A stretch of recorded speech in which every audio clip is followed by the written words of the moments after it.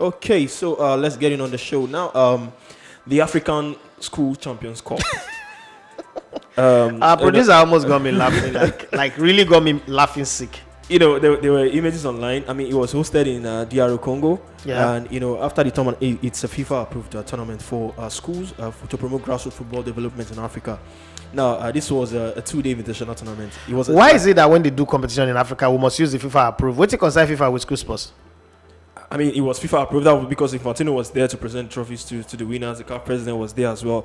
Okay. So after the tournament, Infantino came out to say, I mean, the tournament is here to stay, to support grassroots football development on the African continent. The next edition, we have more African countries. I mean, this was just a test for systems. Now, the talking point from that tournament.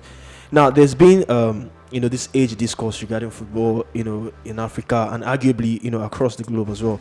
Now, the winners of that tournament was DR Congo. I mean, it was under 16. They won against Senegal. Now, looking at the two images from the winners, they were really contrasting. The Senegal team that lost were much younger, looking like, the school students. Much younger, looking like the real 16-year-olds. But the DR Congo team, I mean, it was hosted in their country, so it's good they won it. No, it's not good they won it. If they have to cheat to win it, it's not good. But looking at the players, you could tell that these guys are above 16. Now, I don't know how is it that we, like I said, it's a FIFA approved tournament. Is it that we just allow these things to happen, or they are not aware that these guys, looking at them, they are not aware that they are above 16? What is happening? What is wrong with this age grade thing in African football, especially? They are way older than 16. This DR Congo team, I was looking at the personal images of the captain, and I could see and I could tell that this guy is not 16 years old. But looking at the Senegalese team, they were the real 16 years old. Looking at the images, so what's wrong? Is it that how did they get past? Is it that there are no screenings for these guys to see that okay, these guys are not 16 years olds, or is it something you just allow to happen? So recently, I told you guys that before the draws for the World Cup qualifier, the final World Cup qualifiers was made, and I said that if there's one country I don't want us to meet, is DR Congo. And everybody was asking me, why am I saying that? What is in DR Congo that I'm afraid of them? And the fact that they didn't even qualify for the African Cup of Nations, if they were that good, why are they not in the African Cup of Nations? Well, I like to say this. And a lot of people are not aware of this, but let me just put it out for the very first time. The CAF president is one of the richest men in Africa. So this is the first time you are having $1 billion man running football in Africa. You know how we used to say, as a matter of fact, of all the confederations, president is the richest. Of all the presidents running different confederations, whether you are CAF, whether you are UEFA, whether you are Oceania, whether you're CONMEBOL, whether you are Asian Football Federation, he is the richest of them all. It's in the Dangote League, it's in the Bill Gates, the Richard Branson League. That's where he belongs. He belongs to that group of people. But you say the thing about this money that this man have, there's one thing that nobody has ever tried to check. And I'm not saying he's got illegal money. He's also the owner of Mamelodi Sundowns, meaning that this man is a football person true and true, like he's a football investor. But of all the money that he's got, his biggest chunk of wealth comes from the DR Congo gold mine that is he's got a very big gold mine in DR Congo. Now try and understand this from the perspective where I'm coming from. I'm not saying that they are going to fix the matches, but we're humans. He who pays the piper dictates the tune. It takes government policies for you to be able to own such a large gold mine and begin to mine gold in another person's country. And now you are. There's this thing we used to say in Warri, this pidgin English parable that they used to say. Person way brother and a secretary for heaven, he name us today for book of life.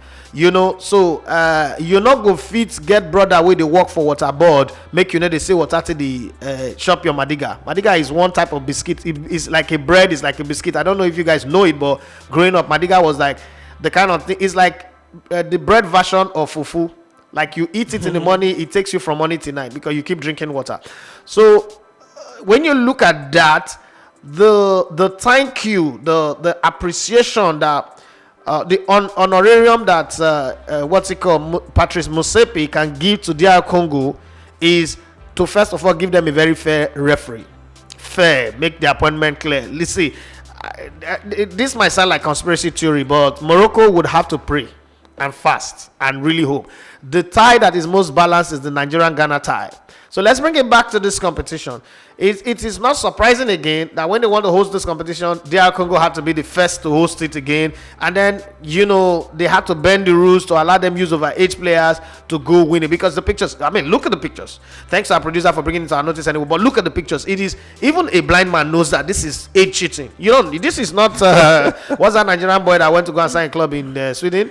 This is not even Silas Nwankwo's level. This is cheating beyond compare. But like I always say, if it is, like in the Silas Nwankwo's level, I wouldn't even argue. But you're saying we're playing age grade competition, we should leave it within the age grade. If you watch the video of this production in the YouTube, you see the pictures and everything. And thanks to Nu, my Ghanaian brother, who brought that to our notice. I think he's one of the best journalists. I hope that when I go to Ghana for the Ghana-Nigerian qualifiers, I'll be there. I'll be able to see him because I'm definitely going to be in Ghana. I'm going to be in Abuja and everywhere. But, it's one of those things that happen. And when you think of that, you just say to Morocco, small boy, you're in trouble. The way they say it in the first version of Aladdin. I just hope that they get through it. But there's nothing we can say. Africa will cheat with age. It's not something new. It's something that keeps going on, and we'll keep having it. And then beyond all of these, Patrice Motsepe's talk, DR Congo is a very stubborn team. And Step Monique also add to that. DR Congo is more stubborn team than we know. So it's going to be hard for Morocco, and I think that they are going to qualify